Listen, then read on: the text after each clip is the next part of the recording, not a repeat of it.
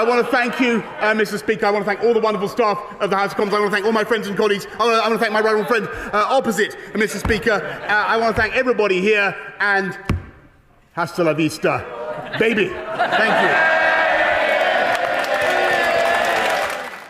you. Before I call Kim Leadbeater to ask the first question, it's only fitting. Before I call Kim Leadbeater, it's to ask her first question. It's only fitting to note this is likely to be the final time the Right Honourable Member for Uxbridge addresses the House as Prime Minister. I would like to wish him and his family all the best for the future. Can I say, we've been through many dark times within this House, and none more so than through the pandemic, and always will be remembered for what this House did and the way that you conducted those duties during those dark times, Prime Minister. I understand that members will have differing views about the Prime Minister's performance and legacy, and those views will be sincerely and passionately held, but I remind members that our constituents and others around the world watch these proceedings. Let us conduct them in a respectful manner, focusing on issues and policies rather than personalities. I take this opportunity to remind members of the words of Erskine May. Good temper and moderation are the characteristics of the parliamentary debate. I expect to see that reflected today in the proceedings. I think the truth is this. They organised the TV debates because they thought it would be a great chance for the public to hear from the candidates first-hand. Yeah. Then disaster struck because the public actually heard from the candidates first-hand.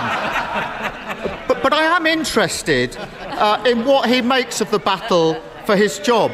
So let me start with a simple one.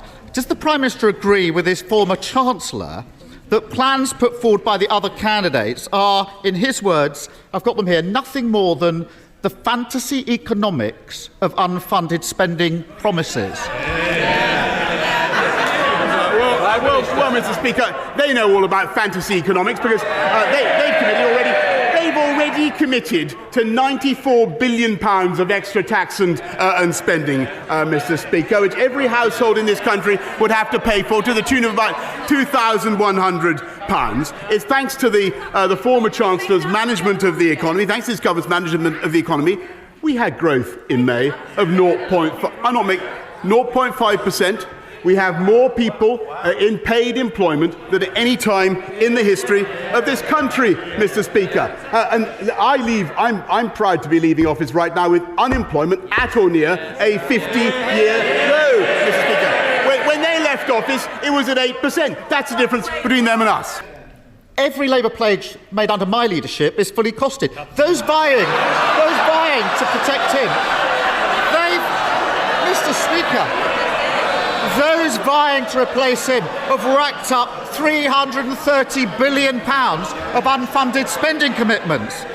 But I do note that the Prime Minister didn't agree with his former Chancellor. So what about his Foreign Secretary? She was withering about the government's economic record. She said, again, her words, here they are, if Rishi has got this great plan for growth, why haven't we seen it in the last 2.5 years at the Treasury? That's a fair question, is it, Prime Minister? Actually, Mr. Speaker, I think everybody would agree that what you saw in the last 2.5 years was because of the pandemic, the biggest fall in output for 300 years, which this government dealt with and coped with magnificently. By distributing vaccines faster than any other European government, faster than any other major economy, which would not have been possible if we had listened to him. And that's why, Mr. Speaker, we have the fiscal firepower that is necessary to help families up and down the country, making tax cuts for virtually everybody paying national insurance contributions. Mr. Speaker, inflation is up again this morning, and millions are struggling with the cost of living crisis. And he's decided to come down from his gold wallpapered bunker for one last time to tell us that everything's fine. I am going to miss the delusion But his Foreign Secretary didn't stop there, Mr. Speaker. She also said that the former Chancellor's 15 tax rises are leading the country into recession. And the member for Portsmouth North was even more scathing. She said, again her words, "Our public services are in a desperate state. We can't continue with what we've been doing because it clearly isn't working." Has the Prime Minister told her who's been running our public services for the last 12 years? Mr. Speaker, this is absolute. Again, he's doing this completely satirical. This is the government that is investing £650 billion in infrastructure, in skills, in technology. He talks about public services. What really matters to people in this country right now is getting their appointments, getting their operations, fixing the COVID backlogs. That's what we're doing, fixing the ambulances. That's what he should be talking about, Mr. Speaker. And that's why we voted through, that's why we passed the £39 billion health and care levy, Mr. Speaker, which they opposed. Every time something needs to be done, Mr. Speaker, they try to oppose it. He's just a great pointless human bollard, Mr. Speaker. That's what he is. Well, Mr. Speaker, that's a good look to the people of Scotland, the disdain that the Tories show for our country. Mr. Speaker, I hope that the Prime Minister has time to reflect on his conduct in office with all his new spare time, and I genuinely hope that he finds some peace of mind. The fact is that as well as a record breaker, the Prime Minister is a rule breaker, illegally shutting down Parliament, partying through the pandemic, handing out PPE contracts to cronies, unilaterally changing the ministerial code.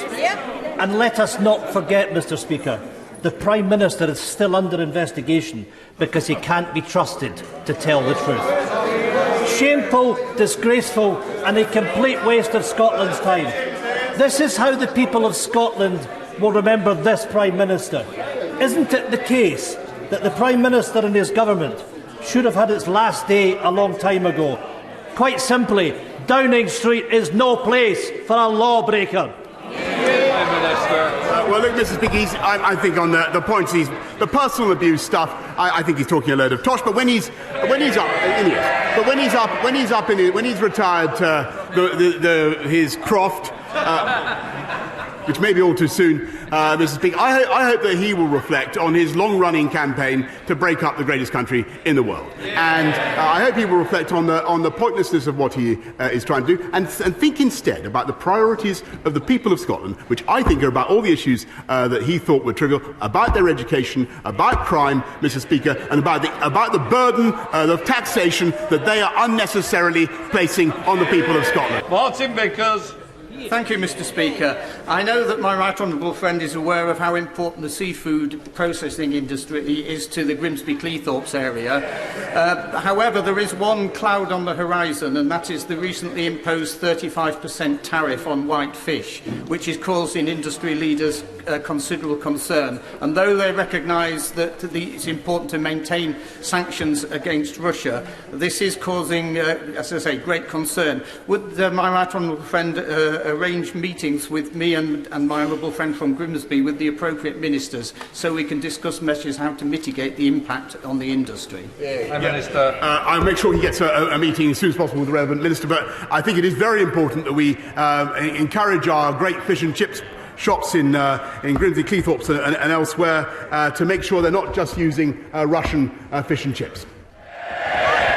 Mr. Speaker, I want to thank my right honourable friend, and I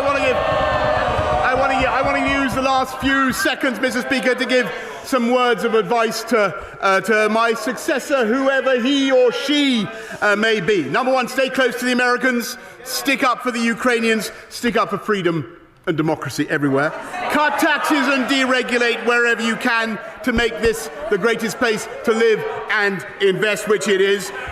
I love the Treasury, but remember that if we'd always listened to the Treasury, we wouldn't have built the M25 or the Channel Tunnel. Focus on the road ahead. Focus on the road ahead, but always remember to check the rear-view mirror. And remember, above all, it's not Twitter that counts. It's the people that sent us here. And yes, the last few years have been the greatest privilege of my life. And it's true that I helped to get the biggest Tory majority for 40 years and a huge realignment in UK politics, Mr. Speaker. We've transformed our democracy and restored our national independence, as my right honourable friend says. I've helped to get this country through a pandemic and helped save another country from barbarism.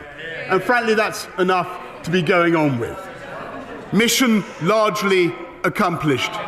For now, I want to thank you, Mr. Speaker. I want to thank all the wonderful staff of the House of Commons. I want to thank all my friends and colleagues. I want to thank my right honourable friend opposite, Mr. Speaker. I want to thank everybody here, and hasta la vista, baby. Thank you.